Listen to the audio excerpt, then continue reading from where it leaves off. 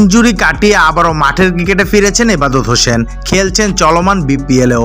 তবে এখনও মাঠে নামার সুযোগ পাননি এই ক্রিকেটার। টিম কম্বিনেশনে এখন পর্যন্ত মাঠে নামা হলো না ইবাদতের। ফরচুন বরিশালের তারকা ঠাসা স্কোয়াডে এখন পর্যন্ত নিজের শুরুটা করা হলো না এই পেসারের, যে কারণে একাদশে জায়গা পাওয়া ইবাদতের জন্য একটু কঠিনই। তবে একাদশে খেলার বিষয়ে পুরোপুরি টিম ম্যানেজমেন্টের উপর ছেড়ে দিয়েছেন টাইগার এই পেসার। শনিবার সিলেটে গণমাধ্যমের মুখোমুখি হয়ে ইবাদত বলেন, আমরা তো একসাথেই বোলিং করছি দুইজন, শুধু শাহিন শাহ আফ্রিদি না, এখানে তো ফাহিম আশরাফও আছে, আলী মোহাম্মদ আছে, কথা হচ্ছে সব সময়।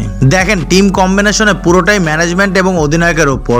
কম্বিনেশনের উপর ভিত্তি করে যদি আমাকে নেওয়া হয় তাহলে আমি সর্বোচ্চটুকু দেওয়ার চেষ্টা করব। মিরপুরের উইকেট নিয়ে ইবাদত বলেন, মিরপুরের উইকেট এমন যে ওইখানে আপনি যদি হার্ড লেন্থে বোলিং করেন তাহলে কেউ মারতে পারবে না, কারণ পেস এবং বাউন্স থাকে ওইখানে। একই জায়গা থেকে আপনি স্লোয়ার বলও করতে পারবেন, ওইখান থেকে মারাটা খুবই কঠিন। মিরপুরে আগে যে উইকেট থাকতো সেটা স্লো এবং লো থাকতো, এখন প্রচুর পেস হয়।